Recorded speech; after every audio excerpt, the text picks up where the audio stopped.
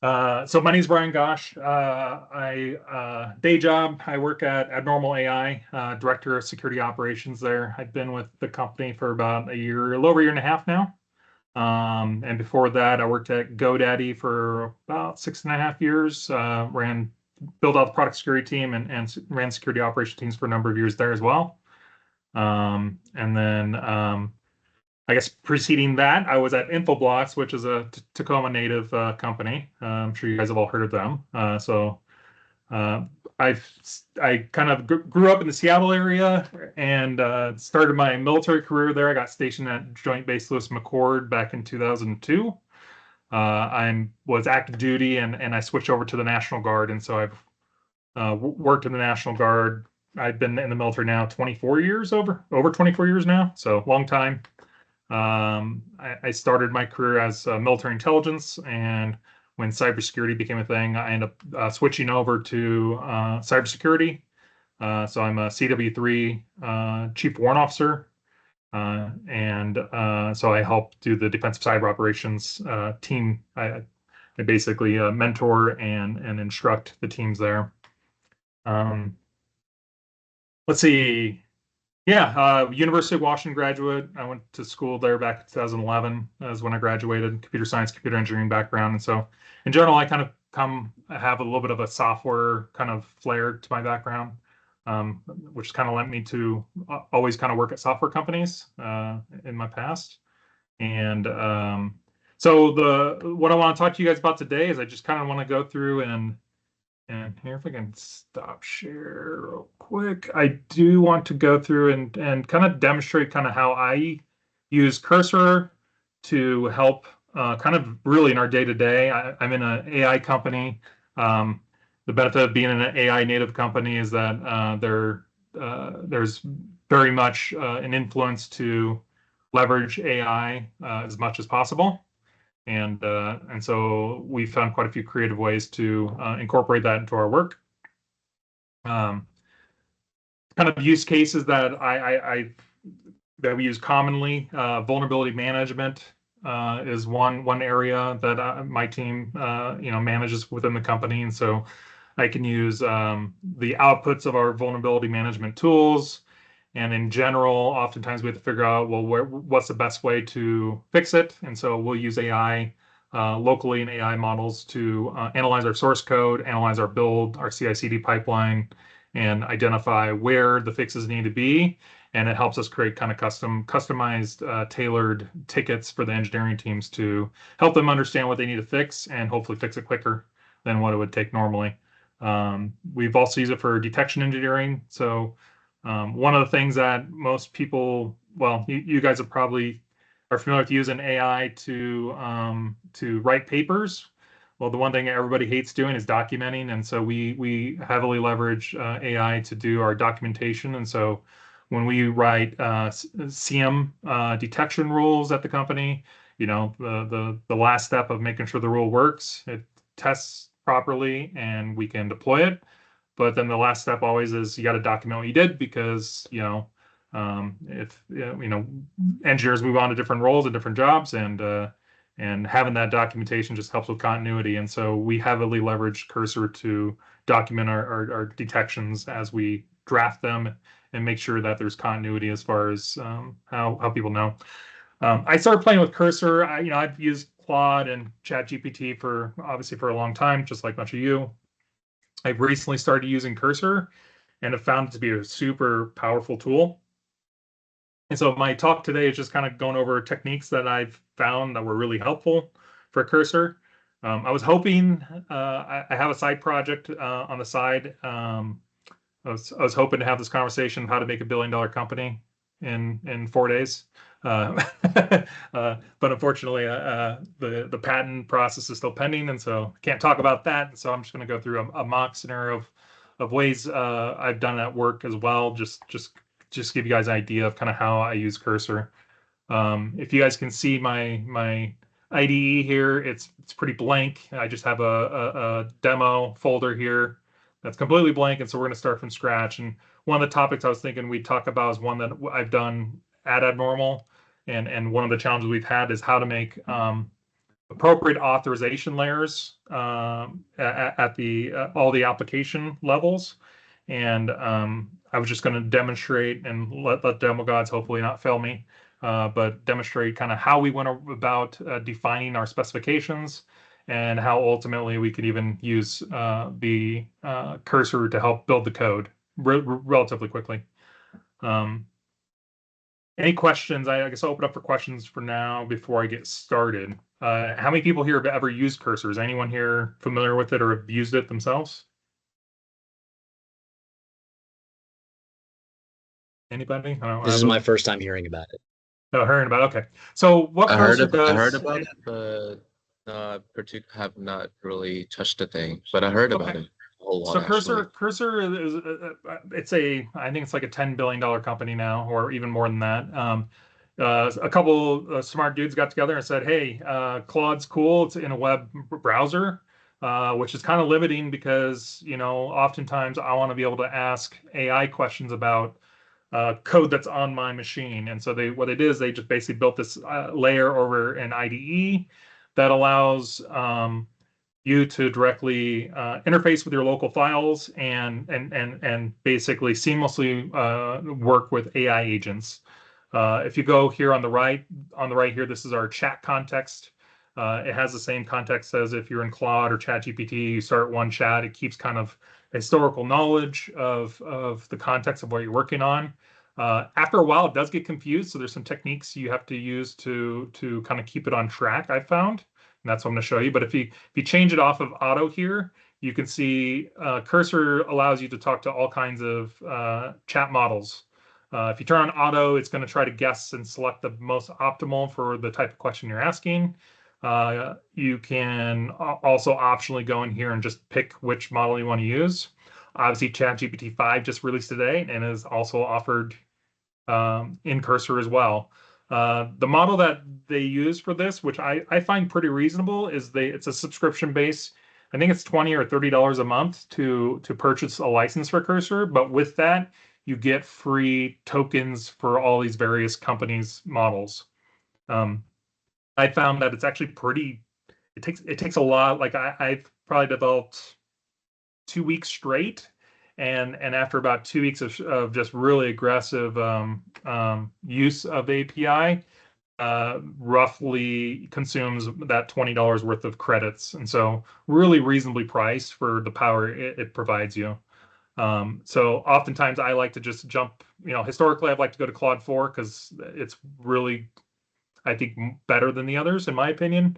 ChatGPT just released today. Who knows if it's good? I haven't tested it yet. I haven't kicked the tires, but I will go ahead and just leave it on. Whoop, take it off ChatGPT 5, and I'll just go turn auto on because for this purpose, I'm not doing anything really crazy.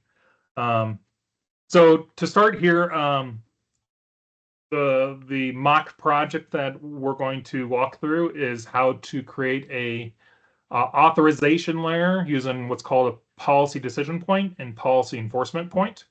They're authorization concepts. A policy decision point, you can think of it as being a dedicated endpoint that you can ask the questions, and the questions you would ask from an API perspective is, hey, Brian wants to access, let's say, customer X's data, right? Is he authorized, yes or no? And so the policy decision point would make the answer just straight yes or no, given the context you provided. And then the policy enforcement point is one that basically gatekeeps at the API layer. And so we've run this scenario at my work. I found that the first step of designing something really well is really having a good and concise documentation first. Before you even write a single line of code, you really need to have all your requirements put together and have everything well documented. And I used Cursor as kind of one of my first projects doing this, and it worked out really well. And so I'll go and start off here just to demonstrate like what I'm talking about here, and go ahead, question. Okay. So sorry, I was about ready to head out and go onto the bus. okay. Are you able to So record this? yeah, it is recorded. So they'll be recording at the end. Okay, thanks, because I can watch this later. I'm really sorry. Yeah, no problem. No So worries. what I'm gonna start One, here. Go ahead, Harrison. so this talk will be recorded and it will be posted back onto our website and also our YouTube channel. Whenever it's available, I'll notify everybody, and then you can go and have a look. So is Uh, policy, yeah, thanks, Harrison, for that. Is policy access point same as, kind of role-based access control system? Or it can be, yeah. And so yeah, and so there's a couple of concepts you can build in these, and it can get quite complex very quickly. It is oftentimes the policy decision point or the policy enforcement point will take a JSON web token in, and it'll look at the claims in the JSON web token, and it'll say these are the claims, and hand the token over to the policy decision point. Policy decision point will analyze it and say, Brian's in the let's say security engineering group, and it's cryptographically verified. And so the policy decision point will go and say, Brian is allowed to proceed and seed this type of data, right? Is generally how authorization works. And so that's what we're going to kind of design here. Now, I'm not going to go through the full thing because it'll take a while, but what I want to show you is kind of what I do to create the documentation first. And so right now I'm going to start in plain text English here. Again, this is, you can call it vibe coding, but basically I want to create a policy decision point, also known as PDP. I'm just going to put it in there, just we can use it shorter in the future. It should follow a strict API standard and enforce JWT claims based on the policy provided. The policy should be loaded from a configuration file. Let's start documenting our requirements in a doc/doc folder. Create a specification for the API that needs to be followed. A separate document that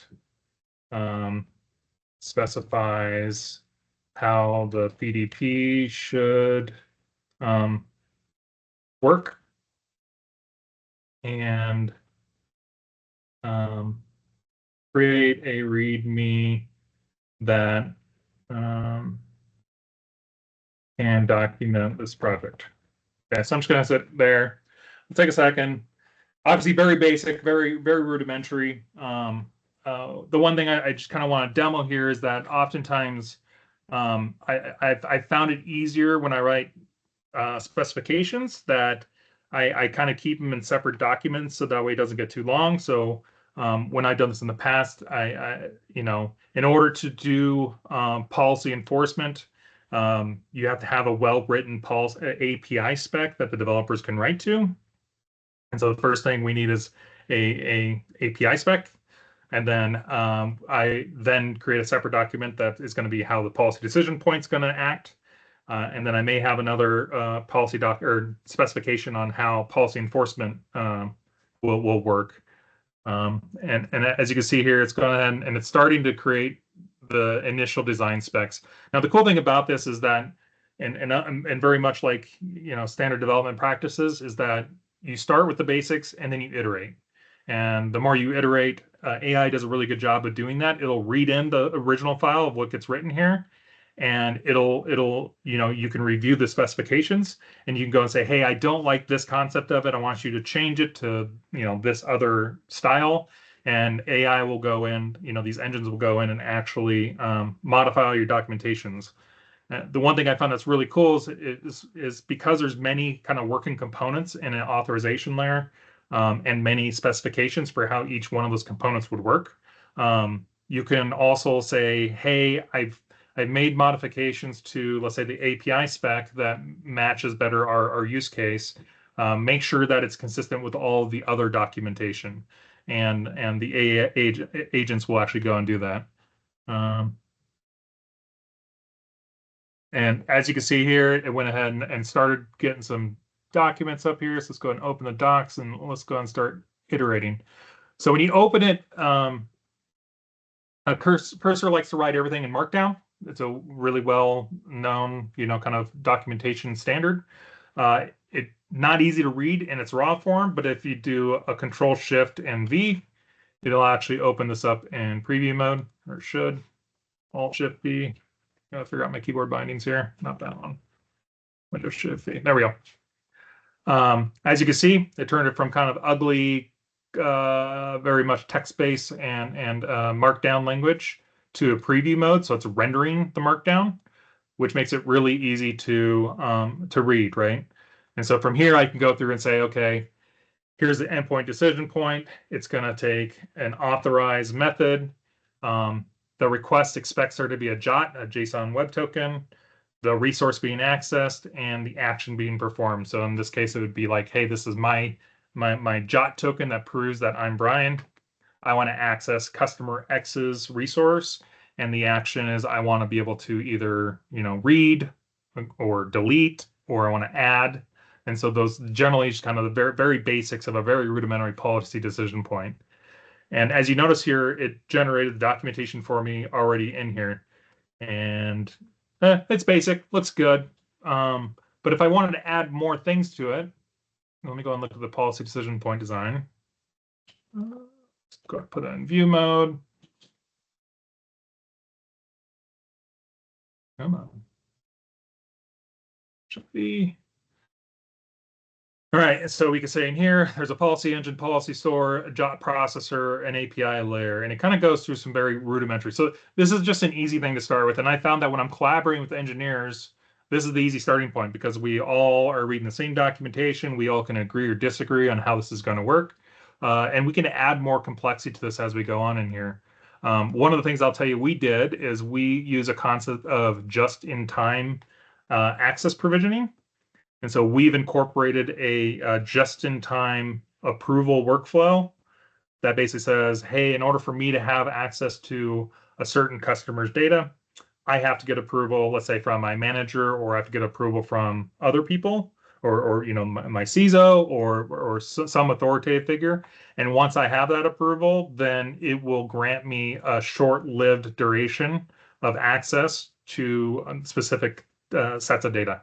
And so in this case, I'm going to go ahead and create another document and say, I want to incorporate a just-in-time approval workflow into my PDP. It should, when I access certain data, it should, we should be able to require a JIT approval that will be sent to our PDP for a time-bound access. Create a separate document on the JIT requirements to start us off. So I'll go ahead and create a new document in here. And as you can see, it's going to do its magic. Let's go ahead and check out and see what the README says on here. So this is just the project README. Control-Shift-V. Let's make it prettier. So we can see it's done some basic build. So as a standard development kind of repo would be, the README is going to be like, this is a service, this is how it works, this is how you build it. Obviously, I don't have any code built here. It's just kind of came up with some conceptual what the thing is supposed to create. Now, obviously, I would iterate through this in the documentation and make sure that me and all my fellow engineers that are designing this are like, yes, we agree. Conceptually, this has all the details we need to start coding. And once we have that, then obviously the thing that everyone knows AI is really good at is writing code. And so we're going to assume I've gone through many iterations of this documentation. The other things that we do is I try to commit my docs into my Git repos just on a personal note, because then I can go back to it and revise it.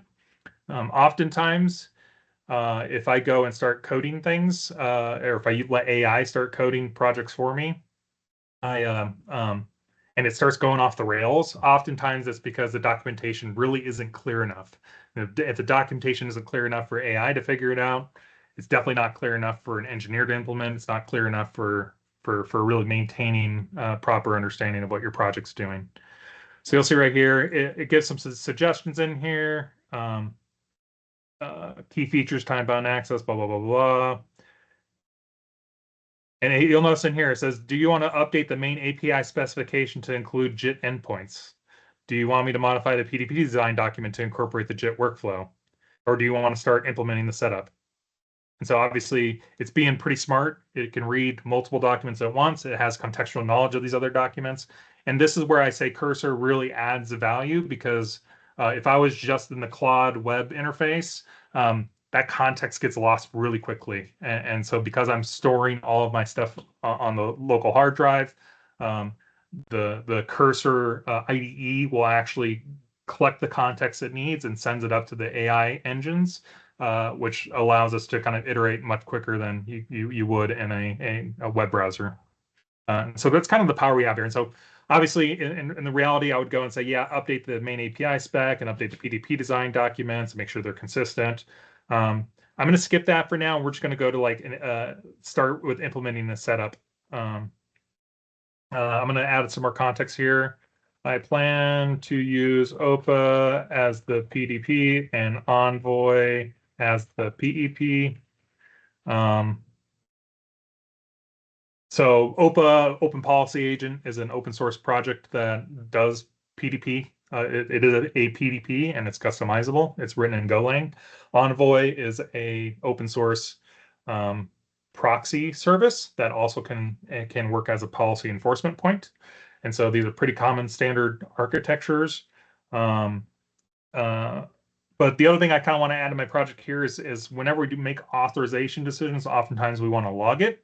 And so I actually want to go ahead and add a logger to my my policy decision points, so that way all approvals or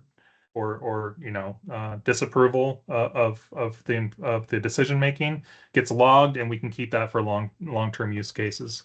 So I'm going to say right here, the PDP OPA PDP should scale with a Fluent Bit sidecar. Fluent Bit is a logger, and should log all decisions to a S3 bucket, we'll say.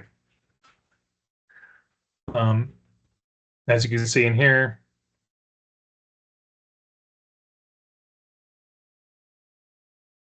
and kind of so the models here are getting way smarter. In fact, I'm almost certain this might be using ChatGPT 5 for some of this, but you'll notice it does do a good job of creating a to-do list. Now, historically, I would say even as soon as like 3 months ago, Cursor was kind of terrible at keeping track of like all the to-dos it had to go through and create. So I've come up with some techniques that helps me keep the IDE on track for what we're about to do, and the best way to effectively use this without like having the AI go completely off the rails and implement something you didn't want, I would oftentimes go ahead and have it write a to-do list in here.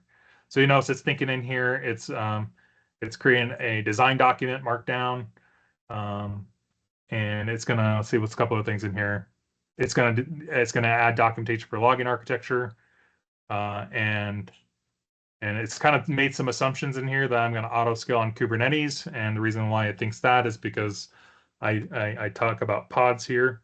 And so it infers that because I have the concept of a sidecar, that this is going to be deployed in a Kubernetes environment, which if you're not familiar with Kubernetes, it's kind of the de facto standard for auto scaling cloud resources up and down with traffic patterns. And so it's going to go ahead and start creating some of these things in here. One of the things I like to do here is go ahead and say, let's create a plan and add a list of to-dos to implement my project.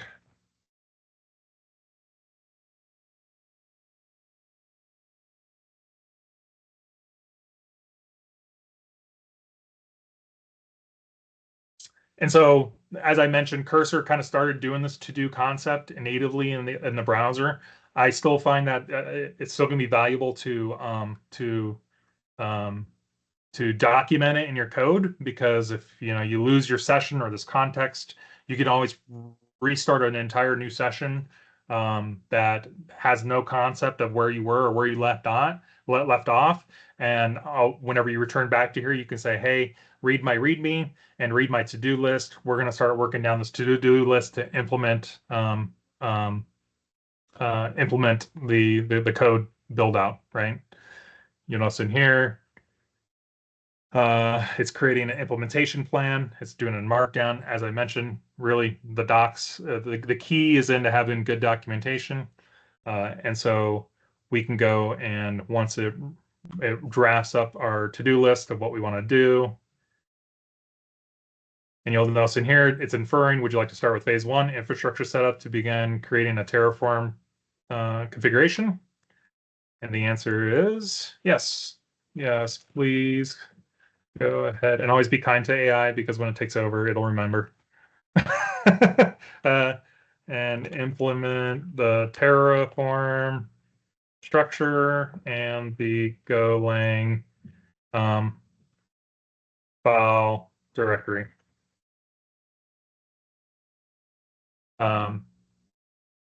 And so you'll notice we're going just from a very basic concept, not super detailed, but we're going from concept to now we can actually get to the point where we're starting to do code implementation.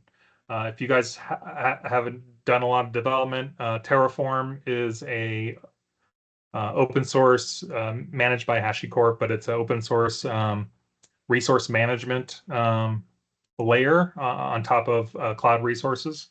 And so Terraform is very commonly used to deploy your EC2 instance, your Kubernetes clusters, your VPC, your security groups, all of the AWS kind of infrastructure stuff that has to exist in order for you just to deploy your application.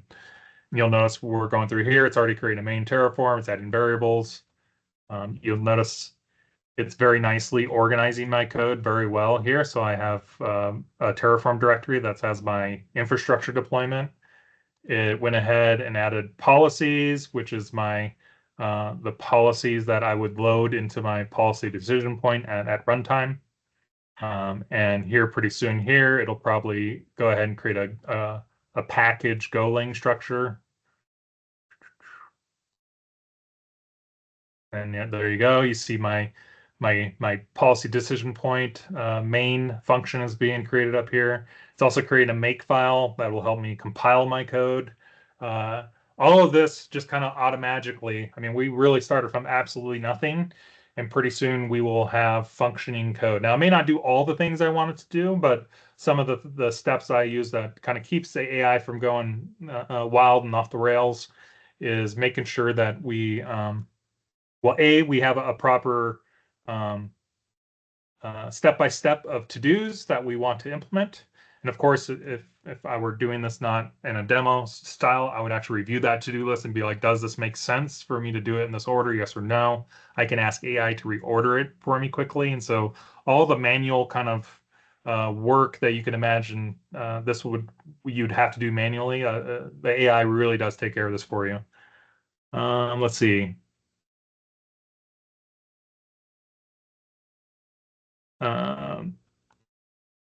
And so one other key thing I found is let's create a change log for all of the changes that we have implemented for future use. It should be detailed enough that we can use the changes to identify bugs that may have been introduced. And how much time do I have here, by the way? Is it an hour? I didn't look at the entire schedule. Yeah, we put aside an hour and with some time for questions. Okay, perfect. Okay, so we got enough time, but you'll see now I have a changelog.markdown. Now the reason why I do this is because once the code base gets large enough, the models don't have enough memory to really pull absolutely everything in. And so what Cursor will do is it'll do some smart selective of pulling pieces of nuggets of either your code or your readmes or things of that nature. And so by creating a change log, oftentimes you can, when you're trying to debug something, you could be like, hey, this function used to work, and as of this specific commit, the feature broke. Go through the change log and figure out what we've changed, so that way it can get smarter about what code it reads into its context, so that way it can do more efficient debugging. And so these are just practices that I found that work really well. It gets you out of trouble really quickly. Also, the change log, oftentimes should be correlating with your commits as you commit this up to a GitHub repo or things of that nature. But you can see right here, I've got a change log in here, and if I go to click on it and I open it here, not real great format here, but I do my magic window shift V, it turns into preview mode, and I can see, there we go.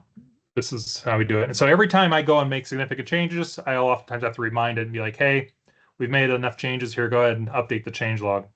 And it'll go through and just kind of keep adding things onto here. Good, just smart maintenance things to help the AI stay on track. Let's see what we have in this ADR. Initial architectural decisions markdown.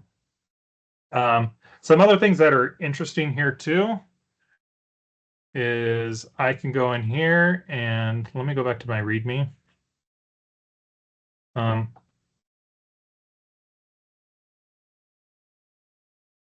So I see my README is pretty plain in here. Some things oftentimes you want to do is create like architectural diagrams.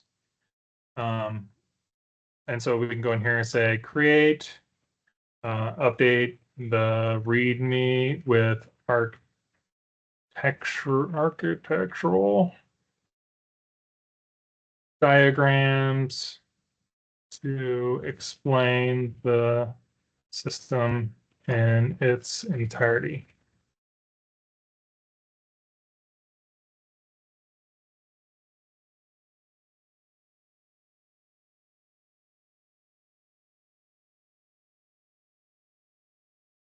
Now, once I start writing code, one thing that's really important here, and one of the neat features about Cursor 2 is I can go and say, go ahead and create the OPA PDP, which I will do next after we update the diagram. I just want to show you how it can do diagramming for you as well. You can either have it do it with just like ASCII characters, which works. You could have it use Mermaid, which is a markdown language that is like really easy to present. And if you check it into GitHub, GitHub understands Mermaid diagrams and can be really helpful to view it in that fashion. But you'll notice it did. So right here, you see graph TB. This is a mermaid diagram. One thing I don't care about Cursor, there may be an add-on. I haven't found one yet, but you'll notice here we got, mermaid diagram here. Currently, or I haven't found a plugin for Cursor that will render mermaid diagrams, but if you guys find one, ping me. I would love to know about it. I haven't really searched that hard. I'm sure that they exist, but if you were to commit this into GitHub, GitHub understands Mermaid and will render these into pretty pictures inside of your documentation. Let's see. The next thing I was going to do is go ahead and say, let's go ahead and implement the PDP in Golang, build it, and test it. So we're going to go ahead and let it do the coding. One of the cool things about using Cursor is it'll actually let me execute the commands here. It actually takes over a terminal on my local machine, and it will allow me to build it in Cursor, and Cursor is able to see the errors as it's trying to build it. And so Cursor will take the standard output of my build attempts and it'll say, oh, there's an error there. It'll send it up to the AI agent of your choice, and the AI agent will make recommendations for how to fix the bugs. And so you could very rapidly, I mean, what would take weeks for a standard developer to do here, we can do literally in minutes. Some of my more complex projects, one of my projects that may build a company off of, it's probably 20,000 lines of code. And if I were to have not used AI to build it out, probably would have taken a development team of about 20 people, probably 6 to 8 months to code up. I was able to do it not being a very experienced software developer, but I'm trained in software, I have a software background, so I can read the code. I'm terrible at writing code. It's not my thing. I manage cybersecurity people. I'm not a software developer in profession, but I was able to build my code base with a functional project and get everything running exactly as I needed it in a matter of just maybe a week or two. So it kind of shows you the power. And you guys hear in the news that that AI is going to kill all the software development jobs. They're partially right. It's definitely gonna lower the need for entry level and kind of mid level software developers, because someone that has enough experience on how to design software can use AI to do, instead of piecing out the software development features and having to hand it to a junior developer to go implement. AI at this point in time really will do all of that work for you really quickly. I'm gonna let this build. I guess I can open up to questions while we're waiting for us to build up, so I can show you the kind of the build process and how it uses the feedback. What questions do you guys have so far?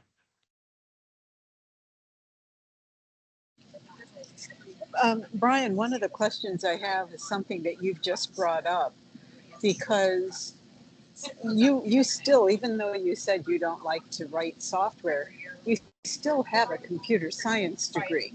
Correct. From Yeah. your job. So you learned the basics. Correct. And Yeah. I think the part of- basics are still essential. I think it's a double-edged sword for younger computer science people, I think today. It's one where it's like, yeah, the need for you to go and handwrite code is quickly evaporating. But the other aspect of it too is, if you're not sure what this IDE is doing or what the code is doing, you can also have the ability to ask AI why it's doing the things it's doing. And so using Cursor as a learning tool is very much so, should help. Back in my day when we were learning to develop code, we had to go to Stack Overflow, and oftentimes you go to bad recommendations and you find bad implementations of what you're trying to do. Those days are kind of over, because you can have the AI agent write the code, and then you can say, okay, now teach me like I'm 5 and walk me through what you wrote and why you wrote it the way you wrote it. And it's a very, very effective learning tool. So you notice here we've got all of my code already laid out here. You'll notice if I go back to my main, so it's doing a really good job of structuring my code in directories already. So I have my config.go, I have my logging server, I've got the server itself with metrics and middleware, and we could go through there and go through it, but that's not important right now. For now, what I want to show you is the cool power of this is that, all right, he wrote the code, and now I'm going to go ahead and execute the Go test. And so it's going to go through the first phases. And you'll notice in here, it failed right off the bat. It's going to say, hey, you're missing a bunch of stuff. You've got stuff that you imported that you didn't write your dependencies file for, and you didn't download. So it's going to go ahead and say, it's going to auto suggest and say, hey, you need to run go mod tidy. What go mod tidy does is it downloads all the packages that are referenced as imports in the code. I'm going to go ahead and hit run, and it's going to go and download all the dependencies that it's referencing in the native code. And as you can see, the cool thing about this is that I'm not having to go look up the command for any of these things. AI is pushing it for me, and it's actually making the recommendations about what we should run locally on my local machine to try to build this project. And it's taking the standard output. So whenever it encounters an error, it automatically will go and analyze, why am I getting an error here? Why is it not building properly? And you'll notice right here, even we've started here, a logger, not enough arguments to call this project in here. And you let it think for a little while, and it's going to go back and say, oh, there's definitely an error in the code. I'm going to go fix the code real quick. Well, give it a chance to read. Okay. I think there's I think too. yeah. So Sukmani has a question. Yeah, go ahead. I just wanted to say that I understand, ABEC is a step further with policies and JIT, as we just discussed. So I was wondering if there are any other popular zero trust security policies that you would recommend we explore. Oh, from a zero trust perspective, so JIT is not a common implementation across the industry. Really well security conscious organizations will use just-in-time approval workflows. So that's kind of something that's really come out in the last kind of 4 or 5 years, as far as having like commercial companies that build just-in-time approval workflows. But in general, like kind of best practices around authorization and authentication. In general, they're one or two different things. Authentication is proving who you are. Authorization is saying you're allowed to access the thing you want to access, right? You have permissions.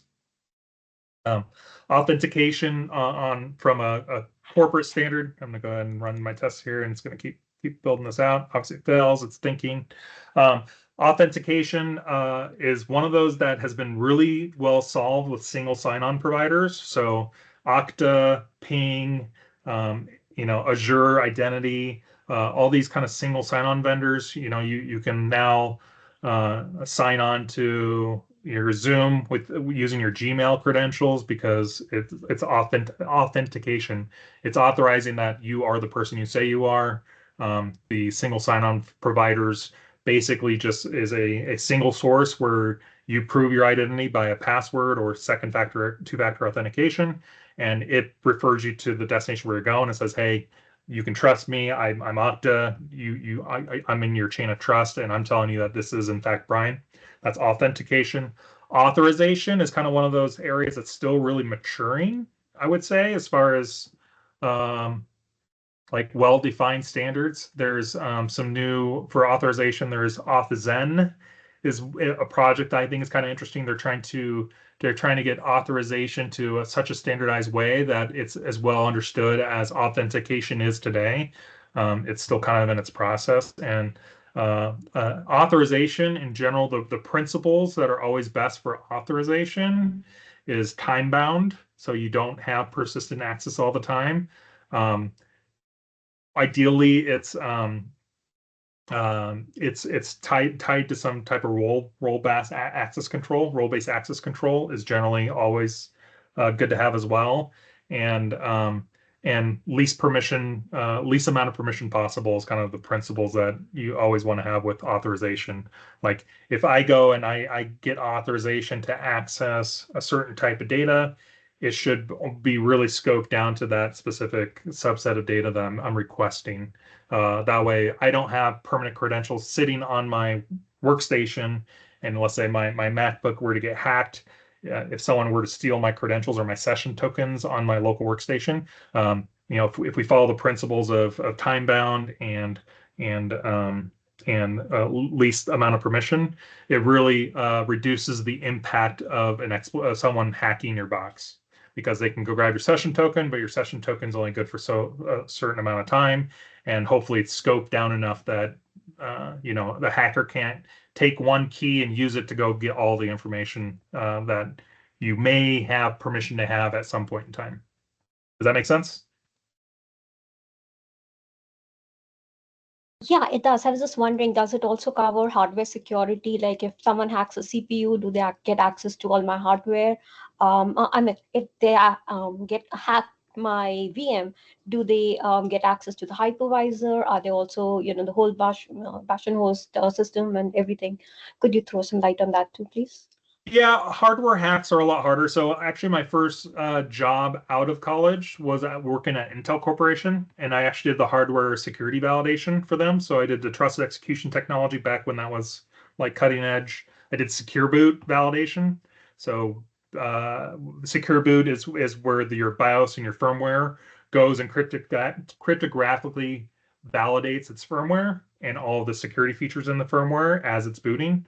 Um, I would say as of maybe, yeah, over a decade ago, a lot of those hardware hacks became significantly harder just because of these layers of security that were built into the firmware of your devices. Um, so I would say hardware hacks are really hard to do.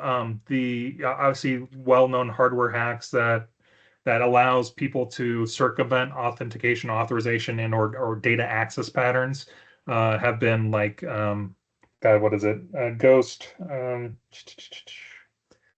was some actual hardware um, faults that Intel had where you could escape hypervisors. You can read random memory locations that the hardware's supposed to isolate you from. I can't remember what it was called. It was back in 2015 or so. So there was a string of kind of disclosures of how those were used. But since those kind of disclosures came out, a lot of researchers hammered on the hardware side, and because there was so Was much that attention on hardware, they VM kind of escape? fixed those gaps. Was that VM escape or the side channel attack? I mean, It was a side channel attack, yeah. And so it was taking advantage of and on Intel's processors, they have a multiple pipelines that execute in the same chipset. And so the side channel would basically allow you to read from one channel to the other. If you really couldn't determine or pick what you're reading, it just divulged information that was in the middle being processing. Okay, so let's see, what do we do? Okay, so as you can see, it's already asking me, it's pretty smart. So it's up there to do this to reflect our progress because we've implemented the OPA integration and policy evaluation. And as you can see here, just by talking to you, I'm not even looking at the code. I'm not looking at what the IDE is doing. I'm kind of blindly because I know it's going to do the right things. You'll notice we went through multiple build attempts of the code and have things fail several times. Build failed here, build failed here. And the kind of the beauty of Cursor is it's taking all of that standard output of me trying to build locally, and it's actually going back and analyzing the code and finding the faults, and it goes and fixes it. So right now we've successfully built this OPA PDP. It's very basic, very rudimentary, but we went from absolutely zero code in this 45 minutes. We're at 45 minutes to having a good start at our documentation of what we want to build. We have our code structure already built out here. So we have internal, we have some very rudimentary policies that the policy decision point is going to use. And we've actually built up a Docker file. So this is actually, it's actually containerized our service as well too. So not only did we build it, but this has also been built into a Docker container. And let's see, core packages, we're good there. Add basic tests. Other things that it's really good at is you can go and say, hey, write, there's two things about development everybody hates. Documenting, which this takes away, which is great, and writing unit tests. Everyone hates writing unit tests. I could go in here and say, write a unit test for my OPA policy decision point, and it'll go and actually create the unit test for me as well. But you can see literally in this 45 minutes, if I were to go and handwrite all of this setup and configuration, me being a terrible developer, this would have taken me a week. We did it in 40 minutes, which I think is pretty amazing, right? And we already have a successful build of our very rudimentary policy decision point. So I think I will stop here and just open up for questions. Did anyone think this is cool? Are they amazed at wow? I was very impressed. wowed. I have a question about how often do you find yourself refactoring the code produced by the AI? How much time do you think you would spend on that on average when using this to develop security policy? So it will refactor your code for you. It does a good job of it. As I mentioned, oftentimes it gets confused And so as these projects get bigger, it can only hold so much of your documentation into context. And so that's where I really like to go with the to-do file. You know, we have our log in here. Where'd it go? Well, one, we got change log that says what we've done already, and then we've got a to-do file in here of what we want to do. So if I were to go and refactor my code and I have a good understanding, let's say I need to rename everything, right? The company name changed, and I need to change the application name everywhere it's documented, right? I would probably start and say, hey, write a to-do of all the things that we need to refactor and consider when we're refactoring to make this specific critical change. And then write a to-do list of so we can systematically go through it one by one. And by doing that, you make sure that you A, catch everything, and B, you can kind of review it as it's doing it, right? You get to the end of the first to-do step, you can go and review the changes it made on here. Because as you notice, one of the other things I didn't show on here is it's writing all these files in here. And if you look at this list here, these are all the files it's written. And obviously green's how many lines it add, red's how many lines it took away. And every once in a while you will want to review the files that are written in here. And then when you go and say, you can either one by one review these files and see what it's doing and accept it. And you can see the green check mark here. If I accept it, it changes its color. It's no longer showed as it's been modified, and it's basically been permanently accepted into your local file directory. You know, if I kind of blindly wanted to accept all of these file changes, I can go and hit keep all, and you'll notice all of them now are no longer being tracked as being edited. You'll see 0 files are edited currently. And so if I go and ask it another question, say, hey, go and implement this next feature, it'll go through and modify a bunch of your files, because oftentimes, you know, if I say, hey, I want to refactor my code to rename everything, it's going to say, okay, we need to change the name of the company that or the name of your application that you have in all your readmes. You need to change the names in all your code implementation. You need to change it in all your comments, right? And so that's where like a significant refactor would have to occur. If you have the itemized list, you can do it one step at a time, and it doesn't become overwhelming where you have to read, you know, dozens of files and review dozens of files at once. I just find it useful and helpful. Oh, thank you. That cleared a lot up. Appreciate that. And yeah, and it becomes less overwhelming. And I'll tell you, AI is getting better. Like 3 months ago, AI got lost in the sauce all the time. And so by doing those incremental steps, it really helped AI from going off the rails. Another trick I have in here is if I say, go ahead and add metrics and monitoring, right? I'm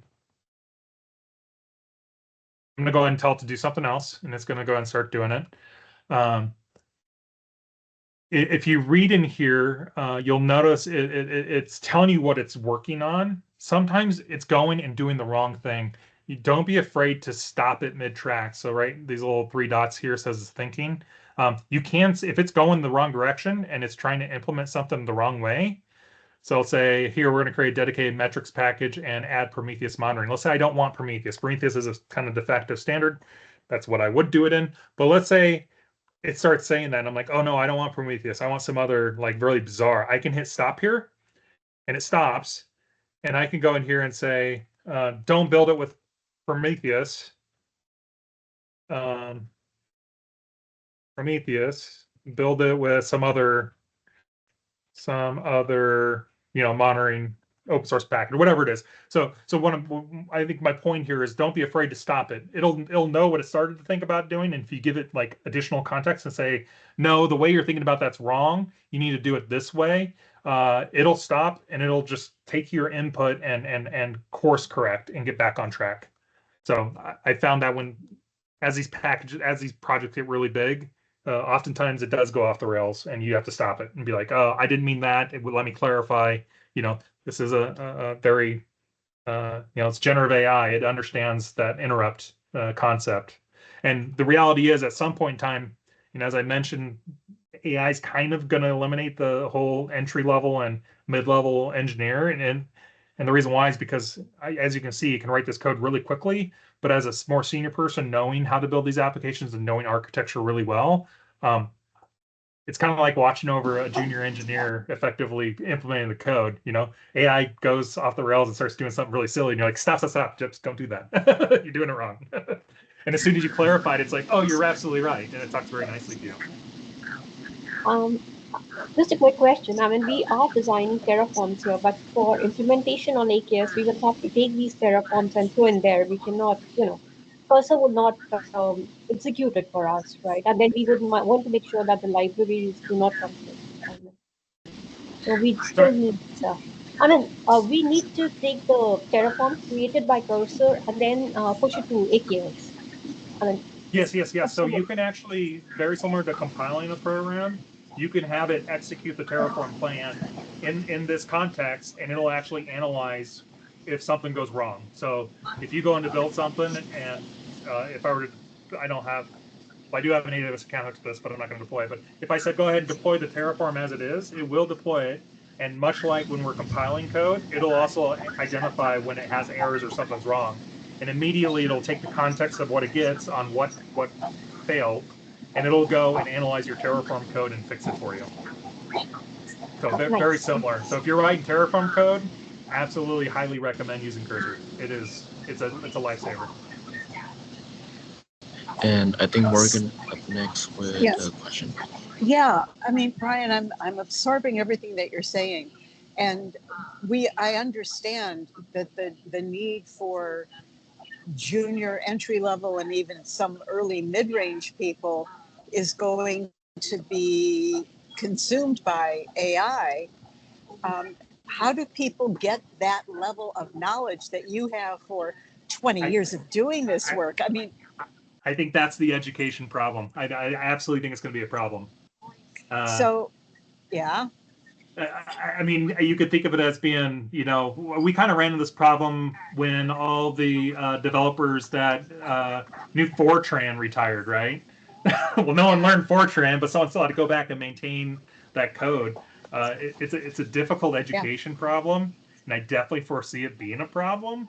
I don't know what the right answer is. I mean, part uh, I don't know.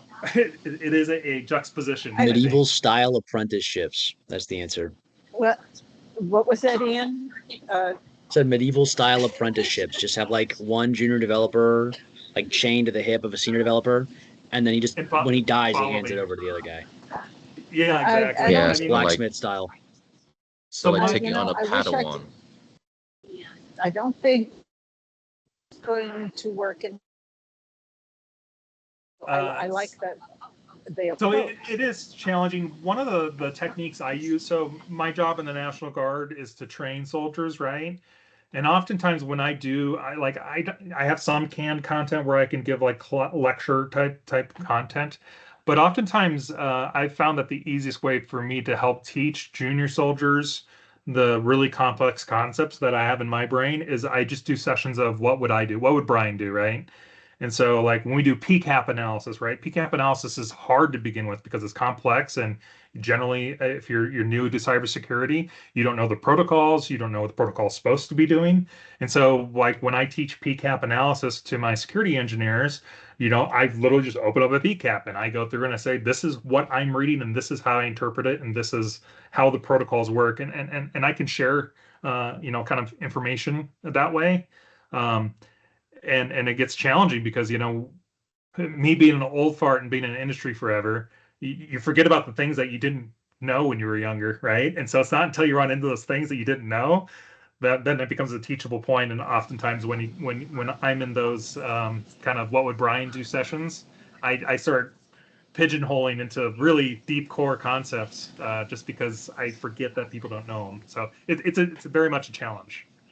And I don't know what the right answer is. We're going to have this conversation. I mean, I'm going to ask, see you outside of this environment, because you have a muscle memory that has built up over the last 20 years.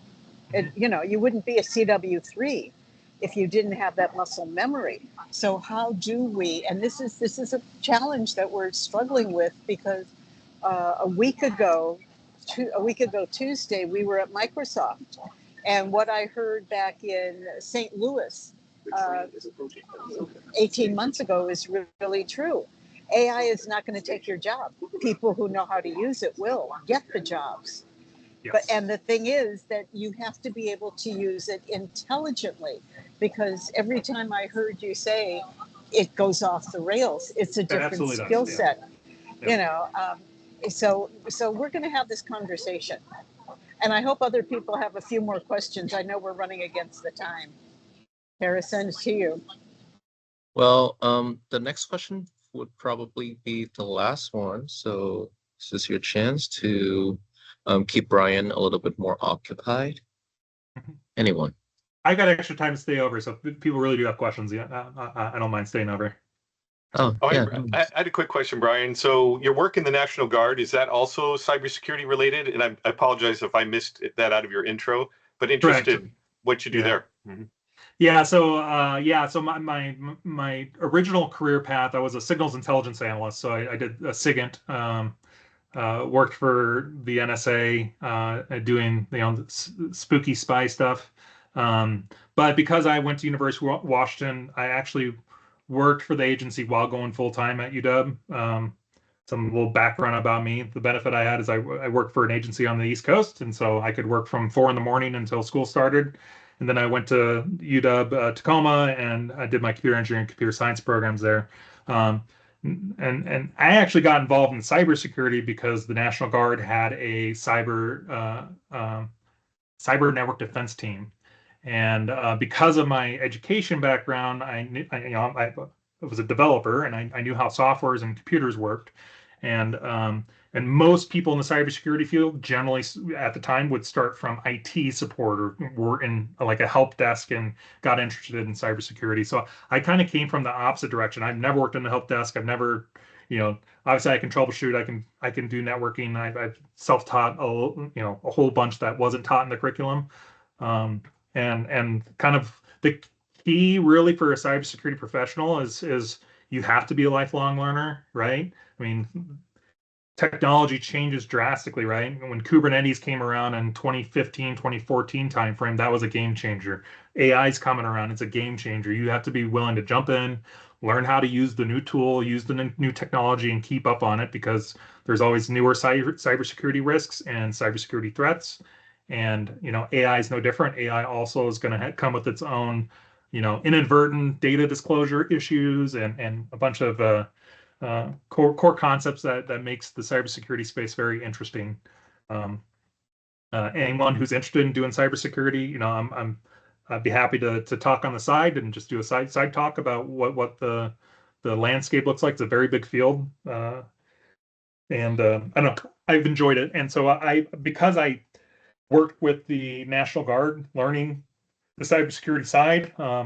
I ended up just transitioning my career. I transitioned from Intel. My next job outside of Intel, I worked on the hardware security validation, and then I worked for a startup. They needed a reverse engineer, and because I know how to read bytecode and I know how to read, the assembly, and kind of made a natural training opportunity for me to learn reverse engineering. Got into reverse engineering, didn't do a lot of it, didn't become very particularly good at it, but there was also a need to do actual engineering work. And so I worked on creating a threat intelligence platform that Infoblox still uses today. I built their threat intelligence feed generation platform. So, but when the Army came out with the cyber warrant or the cyber branch back in 2015, I think 2016. I applied to do a branch transfer, and I was fortunate enough to have enough experience that they just did a blessing of you're now a cyber warrant officer, not military intelligence only. And so that's kind of how I started my career on the cyber side. Wonderful, thank you. Yeah, I kind of have some experience working with Kubernetes, and I see you discussing it, you bringing it up. So I was wondering if later on, if I could discuss with you on Kubernetes and security as it takes on the whole, as it is an upcoming field, and I'm looking for a job. So yeah, Oh yeah. thank you. Yeah, Kubernetes is an important technology to understand. And again, Cursor, if you're deploying your first Kubernetes project, right? Cursor is a perfect learning tool. You could say, why are we doing this? What is this thing that you wrote? Like these are, and it'll come back to you in plain English, explaining exactly what it's doing and how you're doing it. Kubernetes is a very complex open source software, but the intent of it is auto scaling, and you define the desired state of how it auto scales. So it's a interesting technology. It's definitely been around for a long time now. It's been around for over almost a decade. Brian, would you mind if I share your LinkedIn over here so that, I like if it. there's any, yeah. So you guys, if there's anything that you would like to ask Brian about, probably advices on career or any other matter, feel free to reach out to him, I guess. Yeah, and if you guys want to link up with me, feel free. If you want to chat me on LinkedIn and ask me questions, I always follow up. I'm a big advocate of mentoring and really trying to, uh, get past the hurdle of what's, the obvious is like how do you get from A to B? And I like to try to help mentor as many people as I can, because it's the philosophy of the warrant officer cohort is that we have to be stewards of the profession, and we got to make sure that the next generation has the skills to take over when I retire. Yeah, I mean, I would want to know EKS and security, AKS and security, and how it all ties up with AI. So yeah, you'll definitely expect Let's mail from me. see. Where is the chat? I am not a Teams person. Chat. I have your LinkedIn posted in chat, so no worries. Okay, perfect. You got it? Awesome. Yeah. Okay. Okay. So I suppose that should be it for our invited talk today. Thank you, Brian, for spending your time sharing with us about this really cool cursor tool. I will definitely try it out because it seems like a way more intuitive way of integrating AI tools, especially the agent, into the IDE. Because I've been using VS Code and Copilot, while as useful as it is, they're only like, chat session baked into the IDE itself. So I constantly have to switch back and forth in order for it to actually have the full context of whatever I was working on. And it is a hassle. So this is So definitely cool. Well, I really, hope really this was cool. useful for everybody. And I Right. appreciate your guys' time too as well. And like I said, hit me up if you have any follow-up questions. I'd be happy to answer them. All right. Turn on your cameras, folks, and say goodbye. We all have cameras. Brian, thank you very much. Okay. Take care, everyone. I'll be Thank you, Brian. calling you. All right, have a Okay. good day. Bye-bye. Okay. Bye.